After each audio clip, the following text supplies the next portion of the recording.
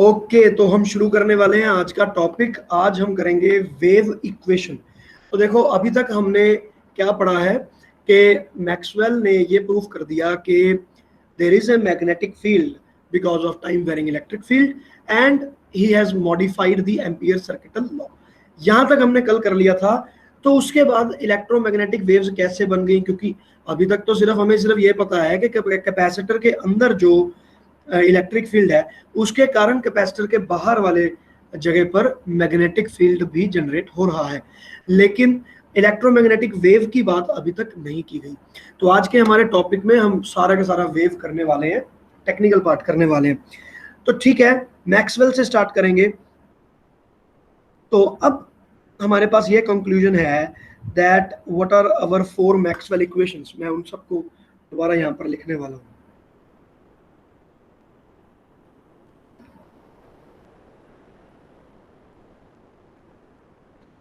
तो Maxwell's equations, अब जब हमने इसको मॉडिफाई कर दिया है तो सबसे पहले तो मेरे पास गॉस थ्योरम ही है।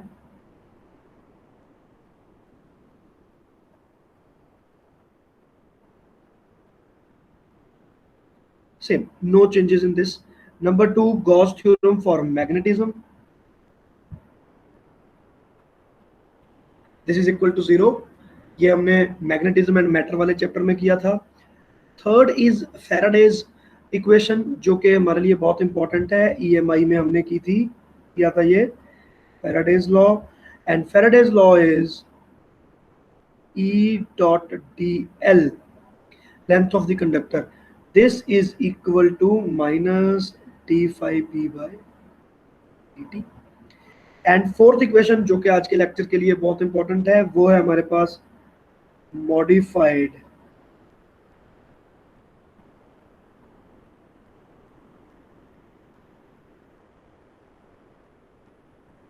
Circuital law, and this is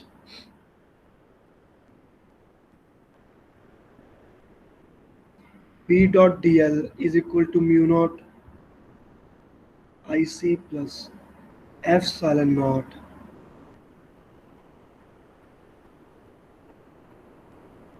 d phi e, not b, तो d phi e by dt। तो ये हो गई हमारे पास मॉडिफाइड एम्पियर सर्किटल लॉ। ठीक है, यहाँ पर हमारे पास मैग्नेटिक फ्लक्स है, उसने इलेक्ट्रिक फील्ड पैदा किया। यहाँ पर हमारे पास इलेक्ट्रिक फ्लक्स है टाइम वेरिंग, और उसने पैदा कर दिया मैग्नेटिक फील्ड। हमारे वाले केसेस में आईसी को हम 0 लेंगे जब आप स्पेस के बारे में बात करेंगे। चलिए, तो नेक्स्ट टॉपिक जो हमारे पास है, जो अब मेरे पास बनने वाला है, वो है कि हमारी ये इक्वेशंस कैसे डिराइव होती हैं इलेक्ट्रोमैग्नेटिक वेव्स। कल वाले लेक्चर में हमने जब पढ़ा था तो मैंने आपको मैग्नेटिक फील्ड की डायरेक्शन के बारे में भी बताया था। And at that time I have told you that they are always perpendicular to each other.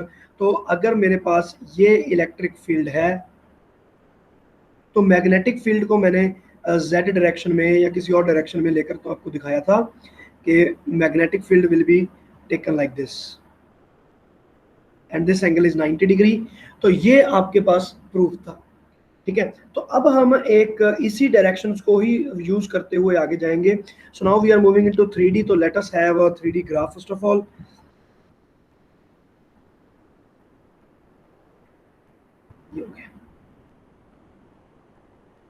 So let us call this as x-axis, this is y-axis and this is z-axis। तो अब मैं यहाँ पर इलेक्ट्रिक फील्ड और magnetic field मान के चलने वाले हैं। ठीक है, दोनों के दोनों परपेंडिकुलर हैं। तो हम मान लेते हैं कि हमारे पास जो इलेक्ट्रिक फील्ड है वो वाई एक्सिस में है, जैसा कि मैंने अभी आपको दिखाया, और जो मेरे पास जेड एक्सिस वाला जो बन रहा है मैग्नेटिक फील्ड, वो हमारे पास जेड एक्सिस में है। I have shown you this. ठीक है, तो ये मेरे पास बन गया मैग्नेटिक फील्ड और ये मेरे पास बन रहा है इलेक्ट्रिक फील्ड। ठीक है, मैग्नीट्यूड ज्यादा और कम हो सकता है, दोनों के दोनों इक्वल होंगे ऐसी कोई कंडीशन नहीं है। तो मैग्नेटिक फील्ड आगे पीछे हो सकता है मैग्नीट्यूड। तो अब ये बन गया। तो अब मैं इसमें देखता हूं, अब तो E को मैं यहाँ पर क्या लिखूंगा, ई को मैंने लिखा कि it is a function of let us say E का मैग्नीट्यूड वेरी हो रहा है with respect to X and time, क्योंकि मुझे टाइम वेरिएबल चाहिए। तो किसी भी अगर मैं लोकेशन पे देखूंगा, मैंने एक्स एक्सिस पर भी मैंने वेरी कर दिया, तो मेरे पास एक ये वाला पॉइंट हो गया, लेटर से x1 पॉइंट हो गया, यहाँ पर एक पॉइंट x2 हो गया, एक पॉइंट x3 हो गया। तो हर जगह पर अगर मैं मूव करूंगा तो इलेक्ट्रिक फील्ड की एक अलग वैल्यू मिलेगी और मैग्नेटिक फील्ड की भी एक अलग वैल्यू मिलेगी।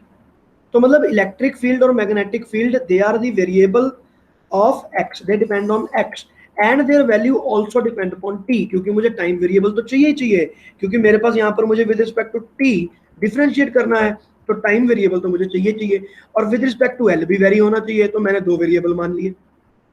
अब मानने को तो हम इसको किसी भी और तरीके से भी मान सकते हैं कि आप जरूरी नहीं कि इनको बिल्कुल परफेक्टली एक्स वाई और जेड ही मानो, कुछ और भी हो सकता है, but the easiest is x axis के पैरेलल ही माना जाए, वाई एक्सिस और जेड एक्सिस के पैरेलल ही माना जाए, that is the easiest part. तो हमने इसको इजी बनाने के लिए ऐसा किया। तो सिमिलरली मैं यहाँ पर लिख सकता हूँ कि मेरे पास जो मैग्नेटिक फील्ड है उसको भी मैंने एक वेरिएबल में कन्वर्ट कर दिया। तो ये भी आपका एक्स एक्सिस पर और इन सब पे, एक्स एक्सिस पर और टाइम टी पर डिपेंड करेगा। तो सेम वेरिएशन मैग्नेटिक फील्ड की है और उसकी भी है। सेम है या नहीं है नहीं पता मुझे, बट वेरी करता है ये पता है। तो मैंने एफ और जी दो अलग अलग फंक्शन दिए, तो अभी तक मैं आई एम नॉट श्योर कि वेदर दे आर सेम और नॉट, हो सकता है कि वो सेम भी हो। तो मेरे पास ये आ गया ई और पी। तो अब मैं सारे का सारा डेरिवेशन यूज करता है equation number 3 and equation number 4 को। तो मैं इनको यहाँ पर दोबारा से लिख लेता हूँ। Equation number 3 is Faraday law,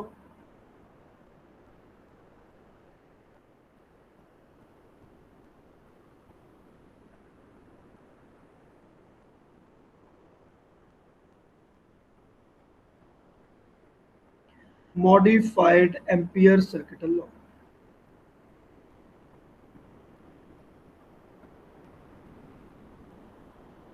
अब ये मेरे पास सारी की सारी इक्वेशंस मैंने दोनों बना दी। तो 3 4 और जो ये इक्वेशंस हैं यही यूज करनी है हमने यहाँ पे। तो ठीक है जी, शुरू करते हैं। तो लाइन इंटीग्रल है।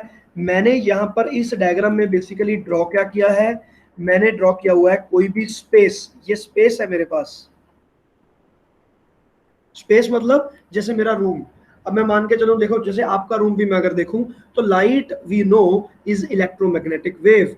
तो आपका जो बल्ब जग रहा है या ट्यूबलाइट जग रही है, उसने आपके पूरे कमरे के अंदर वो घिरी हुई है, तो इसका मतलब ये है कि your room is completely filled with electromagnetic waves. तो मैं इस स्पेस की बात कर रहा हूं कि यहाँ पर क्या हो रहा है। तो मैंने यहाँ पर क्या कर दिया, मैंने यहाँ पर 3 एक्सिस बनाए, एक्स वाई जेड, और मैंने यहाँ पर 3 प्लेन ले रहा हूँ, एनी प्लेन, आप कोई भी प्लेन चूज कर सकते हैं। तो I am choosing 3 planes here. तो पहला प्लेन मैं चूज करूंगा यहाँ पे, ये वाला। तो this is a plane which lies in X Y plane, और एक प्लेन मैं यहाँ पर और ड्रॉ ड्रॉ करने वाला हूँ, और ये बन गया मेरा नीचे वाले में।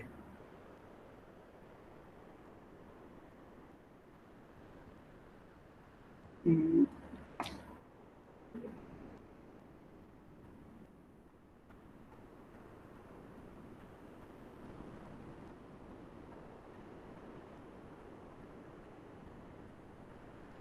प्लेन इन दोनों का साइज ज्यादा भी हो सकता है, कम भी हो सकता है, इक्वल हो ना हो हमें फर्क नहीं पड़ता, ठीक है ना। तो जैसे भी हम इसको ड्रॉ कर सकते हैं लाइक दिस। तो ये मेरे पास दो प्लेन्स बन गए हैं। ये प्लेन जो है,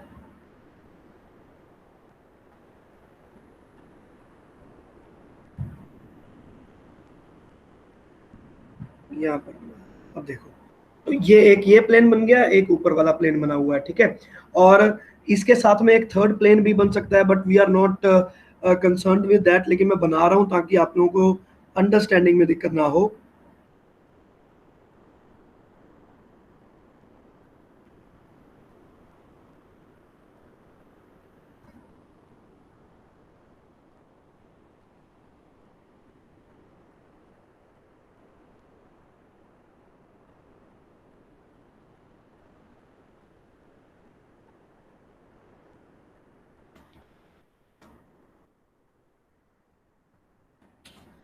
वेट ए मिनट, थोड़ा सा एरर हो गया।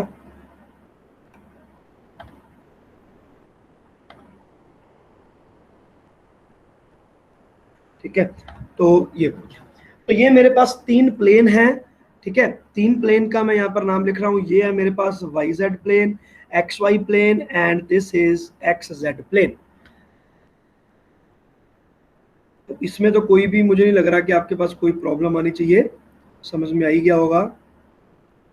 ठीक है, तो अब मैं इन सब प्लेन्स के ऊपर ये वाली जो इक्वेशंस हैं, इन इक्वेशंस को यहाँ पर अप्लाई करने वाला हूँ। ठीक है, चलो जी।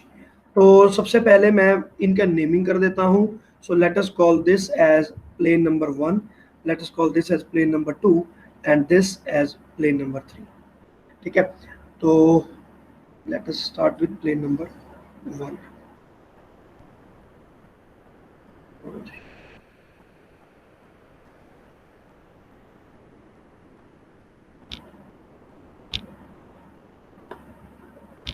फॉर प्लेन नंबर 1, तो अब ये मेरे पास लाइन इंटीग्रल है। तो बच्चों आपने मैग्नेटिज्म एंड करंट वाले में एम्पियर सर्किटल लॉ और ये सारे का सारा पढ़ा हुआ है। ठीक है, तो उसमें हम जैसे अप्लाई करते हैं बिल्कुल वैसे ही अप्लाई करेंगे। ठीक है, तो लाइन इंटीग्रल सोलेनॉइड के केस में आपको याद होगा हमने किया था। तो एट दैट टाइम हम इनकी लाइंस को चूज करेंगे। तो लेट अस से मैं ये डीएल वेक्टर मैंने ड्रॉ कर दिया इसके लिए, और इसकी लेंथ को मैंने ले लिया dx, ये वाली लेंथ को मैं लूंगा dy। ठीक है, और ये मेरे पास पूरे का पूरा लाइन इंटीग्रल करने के लिए बन गया। तो इलेक्ट्रिक फील्ड मेरा ऊपर की डायरेक्शन में है। Do not forget that this is the electric field. मैंने इसकी नेमिंग कर दी 1 2 3 4। तो लाइन इंटीग्रल जब मैं प्लेन 1 की बात करूंगा, तो अब मैं पहली इक्वेशन लगा रहा हूं फैराडेज।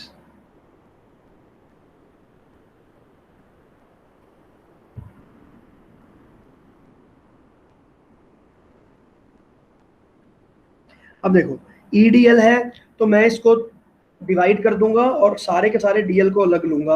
1 to 2 अलग ले लिया,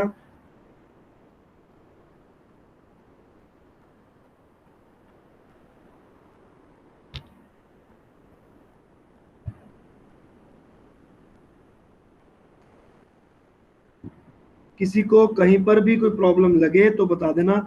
ये बिल्कुल वही चीज है जो हमने मैग्नेटिज्म में किया था। ठीक है, तो मुझे लग रहा है कि आपको ये सब चीजें पता ही होंगी।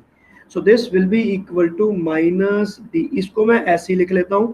पहले लेफ्ट हैंड साइड को हम हैंडल करेंगे, फिर राइट हैंड साइड को बिखेरेंगे। तो अब देखो, अब यहाँ पर अगर मैं बात करूँ 1 and 2, तो 1 and 2 को आप देखो यहाँ पे आपका डीएल कौन सी डायरेक्शन में है 1 and 2 में, एक्स डायरेक्शन में, और इलेक्ट्रिक फील्ड कौन सी डायरेक्शन में है ऊपर। So what is the angle between this two vectors, 90 degree. तो यहाँ पर मेरे पास आया cos theta, this factor will become 0 cos 90 and 3 to 4 will also become 0। हाँ भाई बच्चों देखो और यस बोलो, क्या ये 0 होगा? हाँ भाई, ये रहा हाँ इलेक्ट्रिक जी फील्ड सर। वेक्टर। और अगर मैं यहाँ पे 1 to 2 एल वेक्टर देखूं, लेंथ देखूं, तो वो एक्स एक्सिस की तरफ है, और 3 to 4 देखूंगा तो भी इस तरफ है। तो दोनों में एंगल 90 डिग्री आ रहा है, जिसके कारण ये दोनों तो हो गए मेरे पास 0। रह गया मेरे पास 2 to 3 एंड 4 to 1। इनमें अगर मैं देखूं बात, तो अब देखो मेरे पास इलेक्ट्रिक फील्ड की वैल्यू ये रही। तो यहाँ से इलेक्ट्रिक फील्ड वेरी कर रहा है यहाँ पे, और ये जो थिकनेस है, ये थिकनेस है मेरे पास dx। This thickness is dx। ठीक है, तो अब इसमें मैं वेरिएबल फाइंड करता हूँ। तो ये मेरे पास, अब मैं इसमें वैल्यू पुट कर रहा हूँ। ठीक है, तो ई वेट एंड वेट, मेरे पास दो ही टर्म बच गए,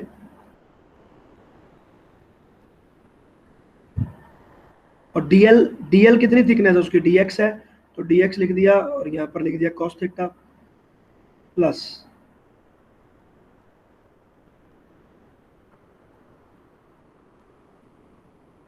into cos theta cos zero आएगा, तो एनीवेज मैं इसको मिटा ही सकता हूँ क्योंकि कॉस जीरो मेरे पास 1 है, तो I am not writing cos,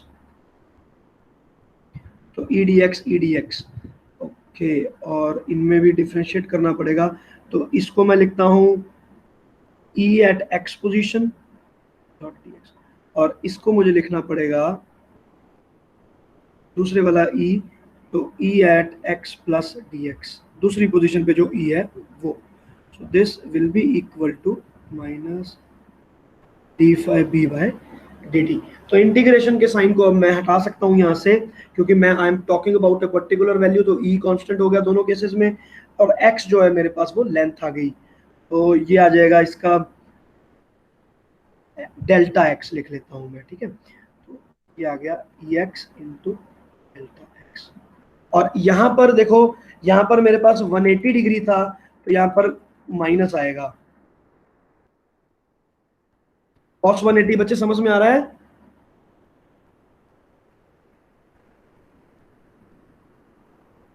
हाँ जी, ठीक है ना। यहाँ पर मेरे पास था कॉस 0, तो वो तो हो गया 1, यहाँ पर हो गया कॉस 180 माइनस 1,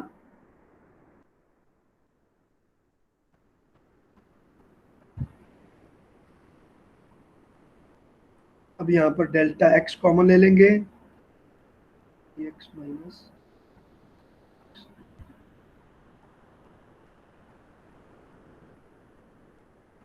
अब देखना पड़ेगा कि इसके आगे हम क्या करते हैं, ठीक है ना। अब देखो, अब एक्स और ये मैं देख रहा हूं कि कितना मुझे ये माइनस करके आएगा, डिफरेंस क्या आएगा, तो इनके डिफरेंस को मैंने ये लिख दिया, बच्चों ध्यान से जरा, I can write it as के what is the per unit difference, तो मैं लिखूंगा delta E by delta X. Partial differentiation हमने क्यों किया मैं आपको बताऊंगा, but this is the term जो इसका एक्चुअल में चेंज हो रहा था, छोटा सा टर्म, ठीक है, इस पे, और डेल्टा एक्स इसकी टोटल लेंथ है, तो this will be the total change, so this plus E one will be equal to E two. बच्चों ये समझ में आया कि नहीं समझ में आया? देखो ये 1 पॉइंट पर ई है, और ये मेरा पर यूनिट चेंज हो रहा था, पर यूनिट लेंथ चेंज हो रहा था, इसको मैंने टोटल लेंथ पे मल्टीप्लाई करके टोटल चेंज फाइंड किया, तो E one plus the total change is equal to E two. तो ये तो आपको समझ में आ गया होगा, तो E1 minus E2 can be regarded as delta x. Substituting the value here, I will get delta x multiplied by minus del E by del x into delta x. ठीक है बच्चों? हाँ भी बच्चों बात क्लियर हुई? 2 2 3,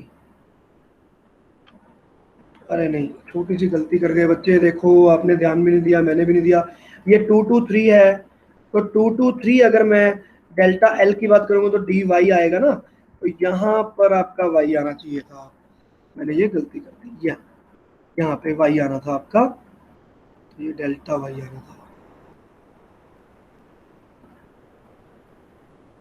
ये डेल्टा वाई आना था, तो ये सारे के सारा आपका डेल्टा वाई, नहीं तो डेल्टा एक्स हमारे पास 2 हो गए थे, ये देखो ये आना था। अभी बच्चों अब देखो, कोई दिक्कत किसी को? हाँ भाई, यस नो में आंसर दो फटाफट। No sir. नो सर, तो चलो ये चीज मेरे पास बन गई, तो there will be no difference, no doubt in this, तो ये मेरे पास हो गया equal to minus D five B by D T. तो now my left hand side is completely simplified. अब मैं राइट हैंड साइड पर ध्यान दूंगा, तो राइट हैंड साइड मेरे पास फ्लक्स है, तो फ्लक्स है तो मैं इसको क्या करूंगा, magnetic field into the area, तो मैग्नेटिक फील्ड आपको देखना पड़ेगा कि यहाँ पर क्या होगा। अब देखो मैं इस लूप की बात कर रहा हूँ, तो मैग्नेटिक फील्ड बी, तो मैग्नेटिक फील्ड इनमें से जा तो रहा है यार पर, और सारा के सारा कांस्टेंट भी नहीं है, क्यों? क्योंकि ये एक्स से वेरी कर रहा है, तो मैग्नेटिक फील्ड भी मेरा वेरिएबल है यहाँ पे, यहाँ पर मैग्नेटिक फील्ड कुछ और वैल्यू लेगा, यहाँ पर मैग्नेटिक फील्ड कुछ और वैल्यू लेगा, लेकिन एरिया मेरे पास यही वाला होगा। तो मैं यहाँ पर लिख लेता हूँ, तो आई will right minus D by D T, तो मैग्नेटिक फील्ड को मैंने एक बार बी लिख दिया, और एरिया जो है उसको मैं लिख देता हूं delta X into delta Y. So now I am taking this outside, और इस पोजीशन पे मैं देख रहा हूं कि मैग्नेटिक फील्ड को टी पे मुझे डिफरेंशिएट करना है, तो मैं यहां पर इसको पार्शियल डिफरेंशिएशन में कन्वर्ट कर दूंगा बच्चों। वाई? तो यहां पर मेरे पास पार्शियल डिफरेंशिएशन मैंने क्यों लिया?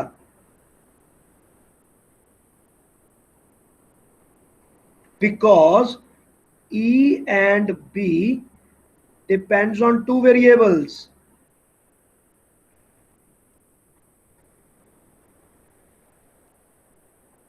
ठीक है, बट वी आर डिफरेंशिएटिंग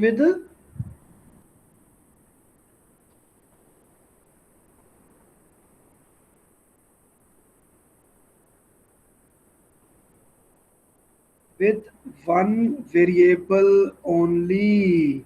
तो पार्शियल डिफरेंशिएशन मेडिकल में तो बिल्कुल भी नहीं करवाया जाएगा, ठीक है, लेकिन जो नॉन मेडिकल वाले बच्चे हैं आपको पार्शियल डिफरेंशिएशन मैथ्स में है, और मैथ्स वाले सर आपको या तो करवा चुके होंगे और या फिर आपको करवा देंगे, तो उनसे देखना। बेसिकली इसमें डिफरेंस सिर्फ इतना होता है, पार्शियल को हम ऐसे लिखते हैं डेल से, और इसको डेफिनेटिव को डी से लिखते हैं।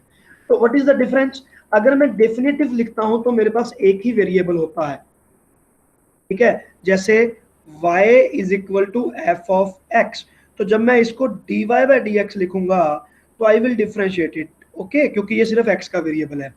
लेकिन अगर मेरे पास केस कुछ ऐसा हो कि y is equal to function of x and t, अब ये दो वेरिएबल हैं लेकिन मैं सिर्फ एक ही के साथ में डिफरेंशिएट कर रहा हूं, तो at that time I will write it as, तो उस वक्त मैं t को कांस्टेंट मान के इसका डिफरेंशिएशन कर दूंगा बाय टेक, तो t को कांस्टेंट मान लूंगा और डिफरेंशिएट कर दूंगा। So this is the way in which partial differentiation is done. तो ये मैंने यहाँ पर आपको पार्शियल डिफरेंशिएशन के बारे में थोड़ा सा आइडिया दे दिया। तो मेरे पास यहाँ पर मैग्नेटिक फील्ड भी x और t दोनों का वेरिएबल है, और इलेक्ट्रिक फील्ड भी दोनों का मेरे पास यहाँ पर वेरिएबल है, तो यहाँ पर मुझे इसलिए पार्शियल डिफरेंशिएशन यूज करना पड़ेगा, तो इसीलिए मैंने यहाँ पार्शियल डिफरेंशिएशन यूज किया, यहाँ पर भी। बच्चों क्लियर? चलो भैया आगे चलते हैं। तो now we are equating it,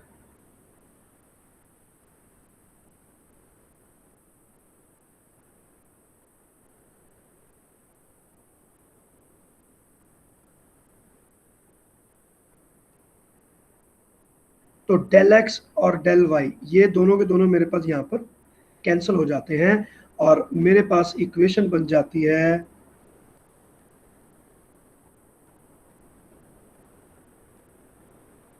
minus और माइनस प्लस हो गया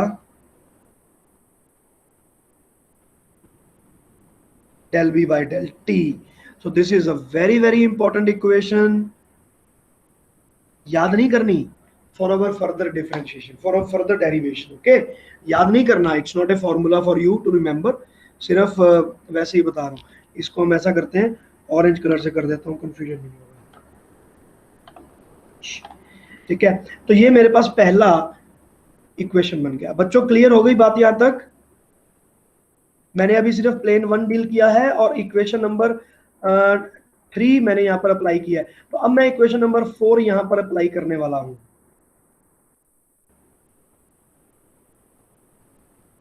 यहाँ पर हम करते हैं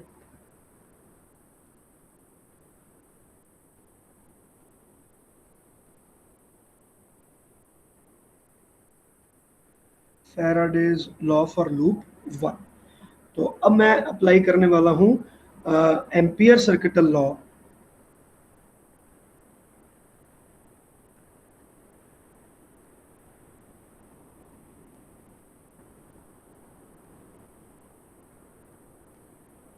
फॉर लूप 1।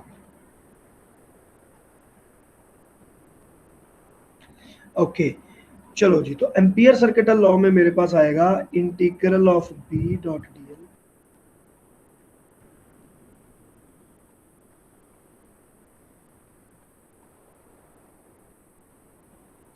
अब देखते हैं कि इसको हम कैसे डील करेंगे। चलो भाई, तो सबसे पहली बात तो मैं अगर मैं लूप की बात करूं तो मेरे पास आईसी तो है ही नहीं, तो IC तो मेरे पास 0 है,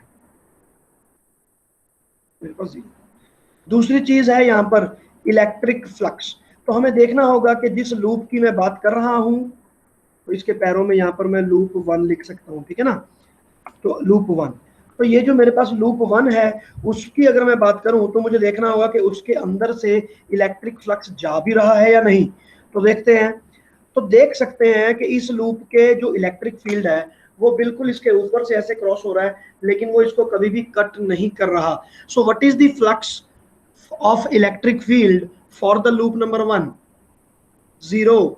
इज इट 0 और नॉट? आप खुद बताकर देखो, मेरे पास ये रहा और इलेक्ट्रिक फील्ड ऐसे ऊपर जा रहा है, तो इसके अंदर से तो कटिंग तो हो ही नहीं रही। ऐसे पड़ रखा होता तो समझ में भी आता कि इसके अंदर में काफी हवा निकल रही है, लेकिन अगर मैं ऐसे कर दूंगा तो nothing is passing through it, जितना कोई यहाँ से आ रहा है वो सारे का सारा ऐसे ही जा रहा है। So our flux for this is 0। तो पहले ही टर्म में मेरे पास ये सारे का सारा जो मेरा इक्वेशन था, ये पूरे का पूरा equation is coming out to be equal to 0। तो इसका मुझे कोई भी लाभ नहीं हुआ, ये वाली मेरी इक्वेशन 0 हो गई। चलो जी, तो अब चलते हैं हम इसके आगे। तो now I am moving to the loop number 2, और फिर मैं उसके ऊपर 3 और 4 दोनों के दोनों अप्लाई करूंगा। तो सबसे पहले हम अप्लाई करते हैं फैराडेज लूप, फैराडेज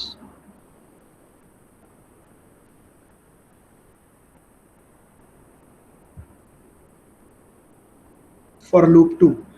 तो सेकेंड लूप पर जब मैं इसको अप्लाई कर रहा हूं फैराडे, ठीक है ना, तो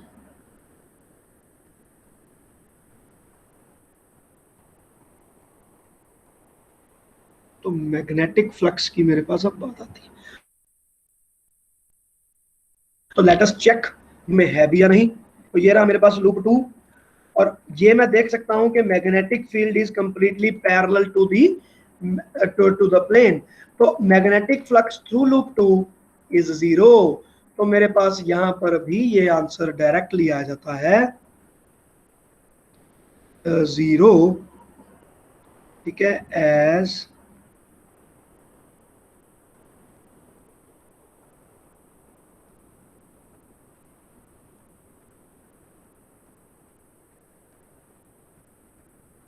एसोसिएटेड विद लूप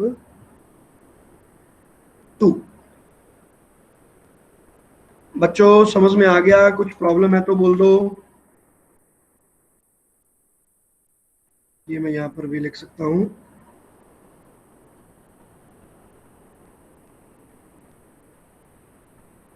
तो इसको छोड़ो यार, बाद में करेंगे। चलो, ये हो गया आपके पास फैराडेज इक्वेशन फॉर लूप 2, पहली बात तो खत्म। तो अब मैं चलता हूं नेक्स्ट पे। तो नेक्स्ट मेरे पास क्या आ जाता है, एम्पियर्स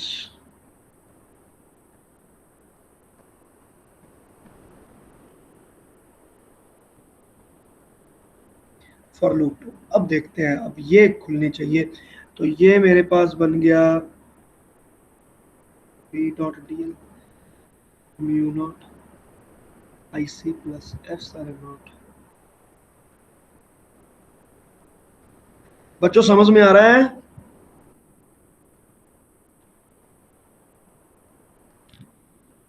क्या नहीं समझ में आ रहा? हाँ जी सर। ले लेते हैं। अब लूप की कोई ना कोई डायरेक्शन तो लेनी पड़ेगी ना। तो मैंने एक लूप की कोई भी डायरेक्शन आर्बिट्रेरी चूज कर सकते हो, चूज कर लिया। तो नेमिंग भी कर दो 1 2 3 और इसको कर दो 4। तो मैं 1 और 2 का पहले लूंगा, फिर उनका सबका लूंगा। तो magnetic field is perpendicular to 1 and 2 और 3 4। तो 1 2 और 3 4 वाला मेरे पास फिर से 0 हो जाएगा, 1 2 और 3 4। तो ये आ गया P dot D L 1 to 2।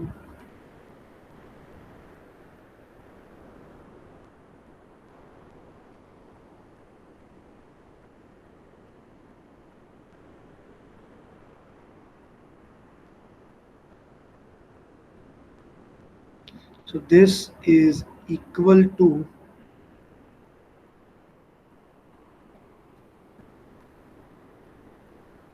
इसको ऐसे लिख लिया मैंने। तो मेरे पास 0 कौन सा हो गया, 1 to 2, दोनों में cos 90,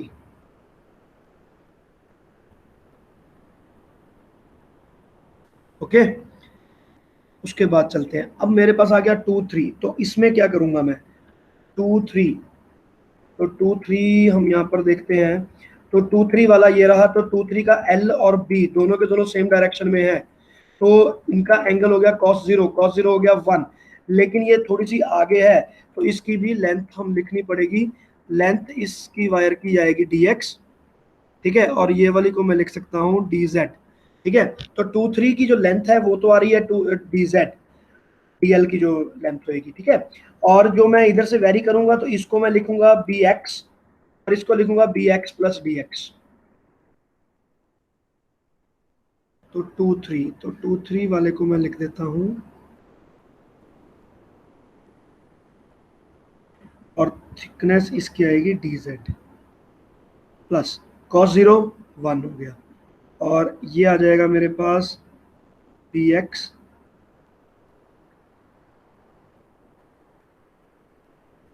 cos 180 डिग्री। बच्चों ठीक है यहां तक?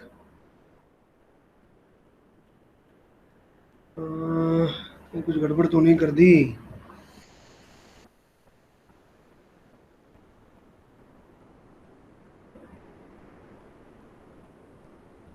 माइनस निशान की गड़बड़ आएगी मेरे को लग रहा है, cos 180 ये माइनस आ जाएगा ना, चलो देखते हैं। तो ये आ गया मेरे पास, dz मैंने कॉमन ले लिया,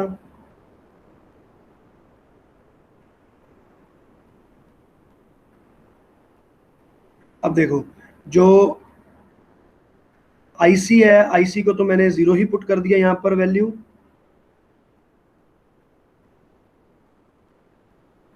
बाई डी टी, आईसी को मैंने 0 पुट कर दिया। अब ये जो डिफरेंस है इसको मैं देख सकता हूँ, ज्यादा से कम माइनस हो रहा है, तो मेरे पास यहाँ पर पॉजिटिव में आएगा del B by del X dot delta X, और जो ये डी जेड उसकी जो लेंथ आई थी इसको मैं लिख रहा हूँ डेल्टा जेड, ये भी डी जेड नहीं है डेल्टा है,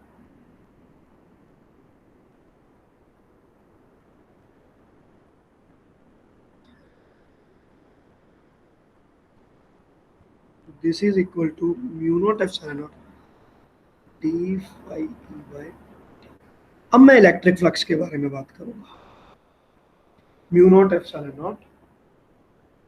अब देखो, अब जो ये इलेक्ट्रिक फ्लक्स आया लूप नंबर 2 के लिए, ठीक है ना, तो ये रही मेरे पास लूप नंबर 2, तो इलेक्ट्रिक फील्ड कहाँ है, ये रहा इलेक्ट्रिक फील्ड ऊपर की तरफ, तो इसके अंदर से पार होता हुआ जाएगा, तो बिल्कुल सही है, और इसकी सबकी सारी की सारी वैल्यू हमें देखनी पड़ेगी, तो वैल्यू वेरी करेगी, यहाँ पर ई अलग होगा, यहाँ पर ई अलग होगा, लेकिन एरिया कितना है इस लूप का, del X D X into D Z, तो मेरे पास यहाँ पर एरिया मेरे पास आ जाता है delta X into delta Z, और ये पार्शियल डिफरेंशिएशन में मैंने इसको कन्वर्ट कर दिया रिस्पेक्ट टू टी। बच्चों इस पॉइंट को ध्यान में रखना, मैं अब इसको एक्सप्लेन नहीं कर रहा हूँ, मैग्नेटिक फील्ड वाले केस में मैंने एक्सप्लेन कर दिया था।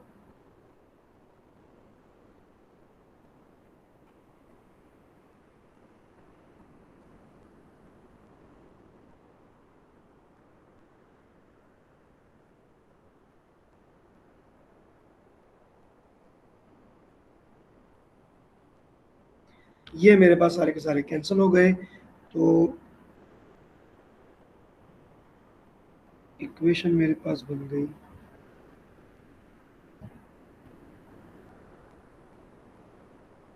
हाँ भाई बच्चों बताओ ये हो गया,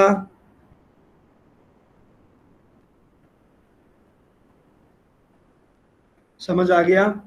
तो let us call this equation as 2, और जो मेरे पास पहले ड्राइव हुई थी इस इक्वेशन को मैंने एक नाम दे दिया 1। तो अब मैं 1 इक्वेशन और 2 इक्वेशन दोनों को आमने सामने लिख रहा हूं,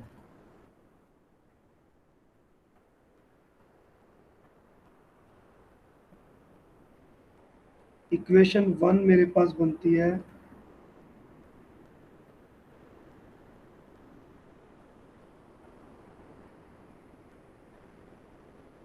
और इक्वेशन 2 बनती है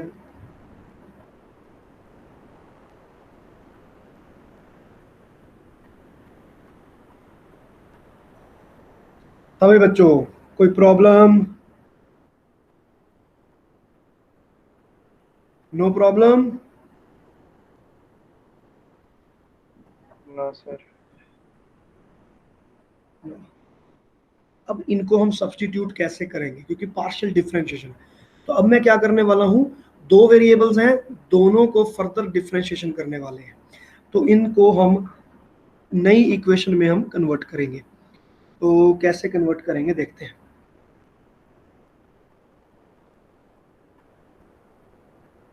इक्वेशन 1 को मैं फर्दर डिफरेंशिएट करूंगा, ये बनेगा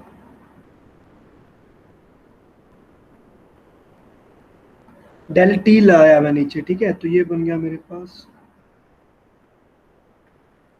डेल टी स्क्वायर। तो इक्वेशन नंबर 2 को फर्दर किया मैंने। तो अब मैं रिप्लेस करना चाहता हूं, ठीक है ना।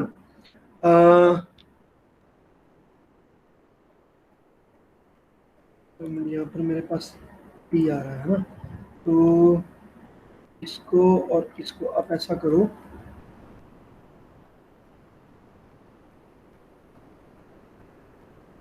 दो मिनट।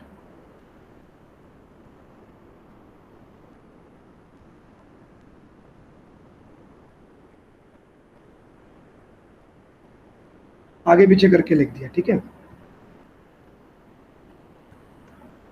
फर्दर डिफरेंशिएशन इसका अब करेंगे। तो अब देखो, अब मैं इसका फर्स्ट इक्वेशन का डिफरेंशिएशन कर रहा हूँ। तो ये मेरे पास बन गया this divided by del T, तो था ही, और डेल एक्स आ गया। डेल एक्स और डेल टी आगे पीछे हो जाए तो हमें कोई फर्क नहीं पड़ता पार्शियल डिफरेंशिएशन में, ठीक है। सिमिलरली मैं सेकेंड वाली इक्वेशन को भी इससे मैच कर दूंगा, और ये मेरे पास आ जाता है म्यू नॉट एप्सिलॉन नॉट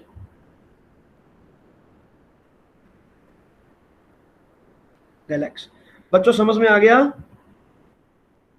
तो इनका नाम मैंने रख दिया इक्वेशन नंबर 3, इक्वेशन नंबर 4, दोनों को इक्वेट कर दिया क्योंकि left hand side is same.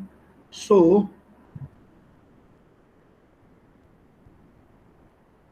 We get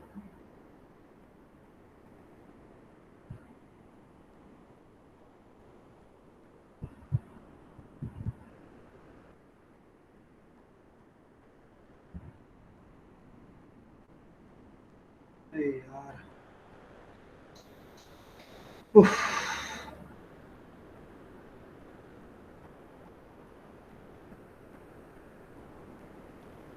low जी, तो ये मेरे पास इक्वेशन बन गई बच्चा लोग।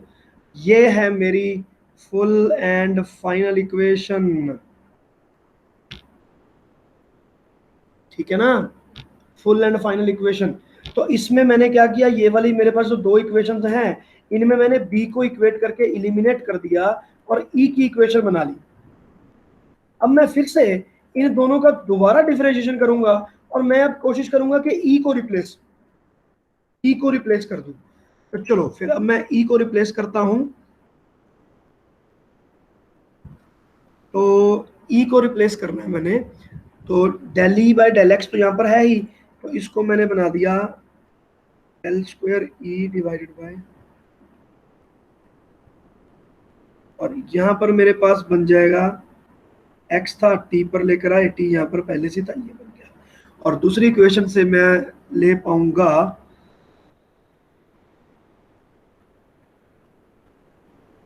To del X is equal to 1/म्यू नॉट एप्सिलॉन नॉट, ये नीचे चला जाएगा, और यहाँ पर मेरे पास बन जाएगा एक्स स्क्वायर। अब मैं इन दोनों इक्वेशंस को, इसको भी मैं 3 लिख देता हूँ, 4 लिख देता हूँ। अब इन दोनों को जब मैं इक्वेट करूंगा,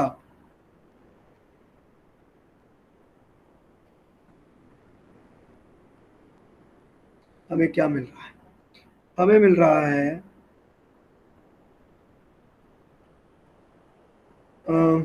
एक्स स्क्वायर की टर्म्स में लिखूंगा तो मैं एक्स स्क्वायर पहले लिख लूंगा, mu naught epsilon naught del square B by del T square. हाँ भी बच्चों समझ में आ गया?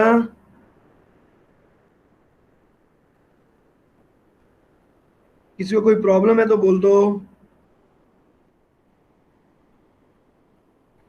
ये दो इक्वेशंस हैं जो हमारी फुल एंड फाइनल इक्वेशन है।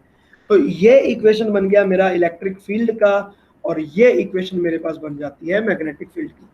हाँ भाई, किसी ने सांस लेना है? थक तो नहीं गए हो?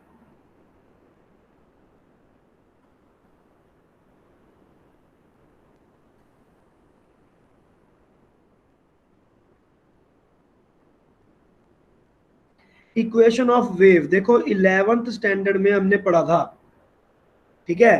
तो इक्वेशन ऑफ वेव, मैं यहाँ से 11th मिटे रहा हूँ आपको समझने के लिए लिखा था। हमने 11th में पढ़ा था कि कोई भी इक्वेशन अगर इस रूप की बनती है, लेट से ए कोई फंक्शन था मेरे पास,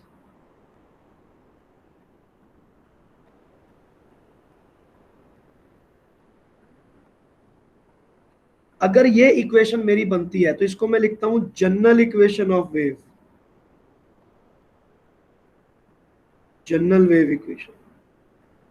जैसे एसएचएम में मैंने आपको बताया था कि हमारे पास इक्वेशंस होती हैं, उसी प्रकार हमारे पास यहाँ पर भी वेव की इक्वेशन होती है। ये हमने 11th का सिलेबस है। ये जो भी फंक्शन इस इक्वेशन को फुलफिल करता है वो हमारे पास वेव होती है। और ये हमने बाद में हमें ये पता चलता है कि all the functions of A T minus B X plus minus, इस तरह की कोई भी चीज का कोई फंक्शन होगा तो वो इस वेव इक्वेशन को 100% सेटिस्फाई करता है। मतलब F of A T plus minus B X, अगर मैं ये चीज लिख दूं, अब ये एफ की जगह साइन हो सकता है, कॉस हो सकता है, लॉग हो सकता है, कुछ भी हो सकता है, जो भी चीज है अगर मेरे पास है उसको मैं जब इसमें पुट करके डिफरेंशिएशन करूंगा, पार्शियल डिफरेंशिएशन करना है मैंने ध्यान से, तो अगर मैं ये चीज करूंगा तो मेरे पास ये वाली इक्वेशन फिट होनी चाहिए, 100% करेक्ट पाई जानी चाहिए, ठीक है। तो ये पाई जाती है। तो इसका मतलब ये हो गया कि जब मैंने इनको कंपेयर किया, इसको और इसको मैंने अब नेमिंग कर देता हूं मैं, इसकी नेमिंग मैंने कर दी 5 एंड 6। तो मैं यहां पर लिखता हूं सो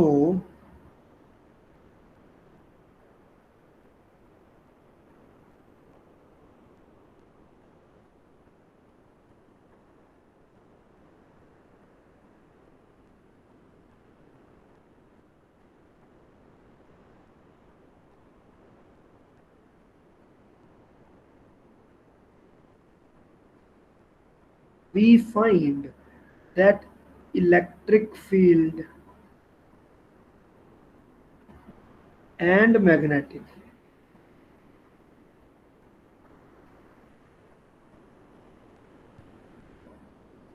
field are waves।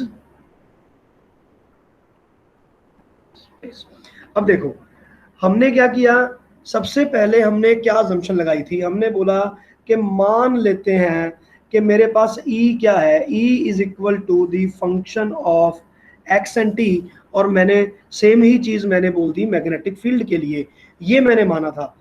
मुझे कोई आइडिया भी नहीं था कि ये क्या चीज है, लेकिन जब हमने इसका सारा कुछ किया तो हमें पता चला कि नहीं नहीं, सिर्फ फंक्शन ऑफ एक्स या टी लिखने का कोई मतलब नहीं बनता, ये तो मेरे पास वेव इक्वेशंस हैं। तो वेव इक्वेशन हमारे पास जो सबसे सोबर वेव इक्वेशन, जो सबसे अच्छा वेव इक्वेशंस है, तो वो हमारे पास ये हो सकता है। तो so E can be regarded as E not sine of omega T minus K X, क्योंकि 11th क्लास में मैंने इसी को पढ़ा था, तो हम इसी को चूज करेंगे ना, लॉग को या किसी और को चूज क्यों करें, हम साइन को ही चूज करेंगे।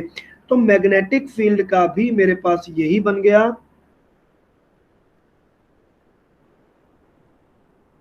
Omega T minus K x.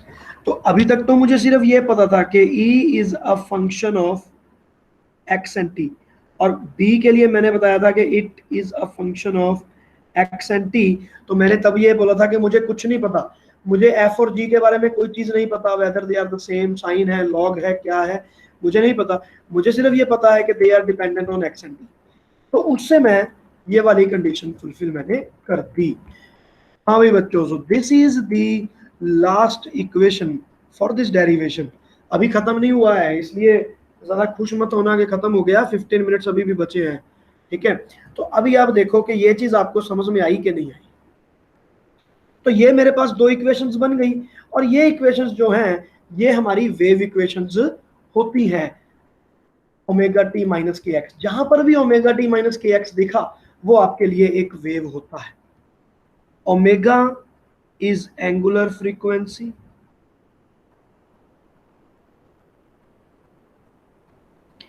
and it is given by 2 pi by capital T, sorry, K. K is called propagation constant, and the value is given by 2 pi by lambda. तो अगर आपने wave chapter अच्छे से पढ़ा है 11th का, जिसकी उम्मीद थोड़ी कम की जाती है, लेकिन अगर आपको वो चीज़ अच्छे से आती है, थोड़ा रिवाइज कर लो, पढ़ लो, ठीक है, तो आपको पता चल जाएगा कि भाई ये क्या चीज़ मैं कह रहा हूँ। तो ये आ गया मेरे पास ओमेगा और ये के। तो ये मेरे पास दो इक्वेशन बन गई कि इलेक्ट्रिक फील्ड आपका एक्स एक्सिस के अलोंग किस प्रकार वेरी हो रहा है और बी किस प्रकार वेरी हो रहा है। So let us first of all draw the graph now.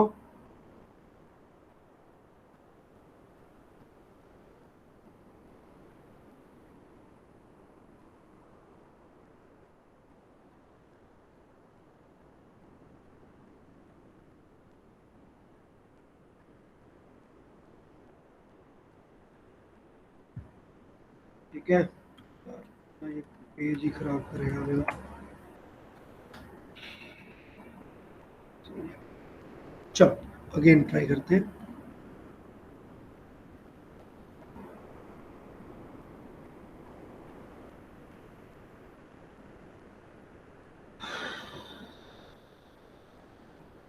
Wait a minute,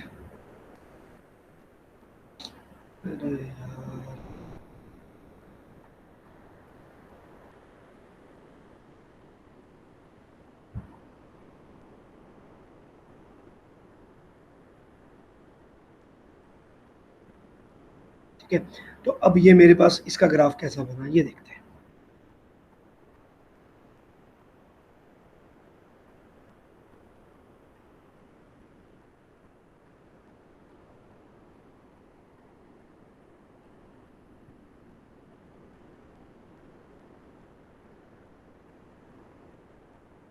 एक तो ग्राफ बन गया मेरे पास ये, विद रिस्पेक्ट टू एक्स लगा रहा हूं, और ये ग्राफ मेरा वैल्यू चेंज करेगा एक्स पर भी और टी पर भी। तो ये पूरा मूविंग है, ठीक है, तो ये वेव चल रही है, ठीक है ना। लेकिन मैंने एक फोटो खींच दी एक सर्टेन टाइम पे, तो टाइम फिक्स कर दिया, तो जिसके कारण मुझे फोटो दिखी ऐसी। अदरवाइज ये क्या है कि वेव है, इसका कोई भी वो नहीं है, ये चलता जा रहा है चलता जा रहा है वेव। लेकिन मैंने उसकी फोटो खींच दी तो मैं ऐसे ही पकड़ा रह गया, तो वो फोटो आ गई मेरे पास। और जो दूसरा ग्राफ मेरे पास बन रहा है वो बनता है मेरा दूसरे वाले प्लेन में,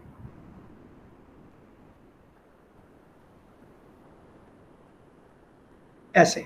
तो अब आप देख सकते हो ये बन गया मेरा जेड एक्सिस की तरफ,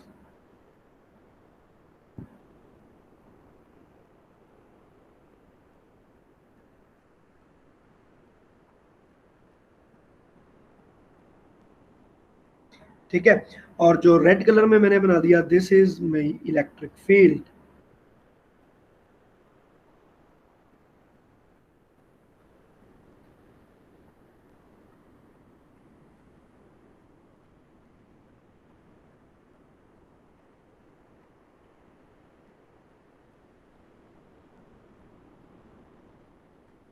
so this is our wave. तो ये वेव इस तरह से जा रही है। अगर मेरे पास वेव जा रही है स्पेस में तो वो इस तरह से वेरी करेगा। इलेक्ट्रिक फील्ड वेक्टर ऊपर की तरफ होगा वाई एक्सिस की तरफ, और जो मेरे पास मैग्नेटिक फील्ड वेक्टर है वो नीचे की तरफ ऐसा होगा। तो एक्स एक्सिस पर जाने वाली जो वेव है उसको भी मैं एक सर्टेन वेक्टर बनाता हूं, and that vector is called S vector. इसको हम बोलते हैं पॉइंटिंग वेक्टर। तो Poynting vector gives the direction of the electromagnetic wave के वेव जा किधर रही है भाई, तो वेव इधर जा रही है आपकी, ठीक है। तो मैं अगर 3 एक्सिस ड्रॉ करता हूं, देखो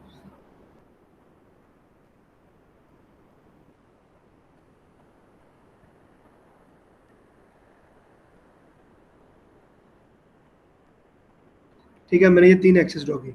अगर वेव इस तरफ जा रही है तो ये पॉइंटिंग वेक्टर हो गया, तो ये वाला वेक्टर मेरे पास अपने आप ही इलेक्ट्रिक फील्ड वेक्टर बनेगा और ये वाला बी वेक्टर बनेगा।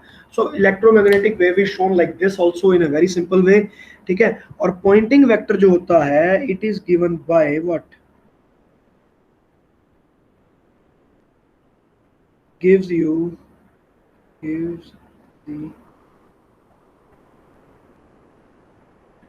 direction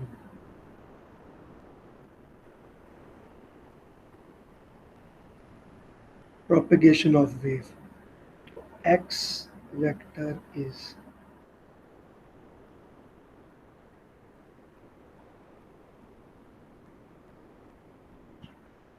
तो ये बन जाता है मेरे पास Poynting vector. S vector is equal to 1/μ0 E vector multiply by cross product of B vector. तो अब आप डायरेक्शन देख सकते हो, ई वेक्टर की तरफ से बी वेक्टर की तरफ अपना हाथ घुमाओ ऐसे, तो आपका अंगूठा एस वेक्टर की तरफ आएगा। So that is this. तो किसी भी तरफ ले जाओ, अगर नीचे से लेकर जाओगे तो भी एस आएगा, ऊपर से लाओगे तो भी एस आएगा। हाँ भाई बच्चों, समझ में आ गया यहाँ तक? बोलो भाई। हाँ जी सर। ठीक है, तो अभी तो सिर्फ डेराइव हुआ है, इसकी जो बाकी चीज़ें तो हमें अभी करनी थी। इससे अब हमें कंक्लूजन्स ड्रॉ करने थे कि भी इसकी वेलोसिटी क्या होगी, ये क्या होगा, वो क्या होगा, ठीक है। लेकिन मुझे लग रहा है कि आज काफ़ी ज़्यादा हो गया, आप लोग भी थोड़े परेशान हो चुके होंगे। अगर आप लोग अभी भी अलाउ कर दो 10-15 मिनट्स तो मैं आपको करवा सकता हूँ, अगर नहीं तो हम कल कर लेंगे। हाँ भाई बोलो बच्चों, आपकी चॉइस है, अगर आज करना है तो आज कर देंगे, कल करना तो कल कर देंगे। 10 से 15 मिनट्स लगेंगे। कल कर लिए? चलो तो फिर आज हम यहीं पे खत्म करते हैं, but this chapter is not yet over, ठीक है। और फिर बाकी का काम हम कल करेंगे, नेक्स्ट लेक्चर में इसी को कंटिन्यू किया जाएगा। चलो भाई, okay then, all the best, bye.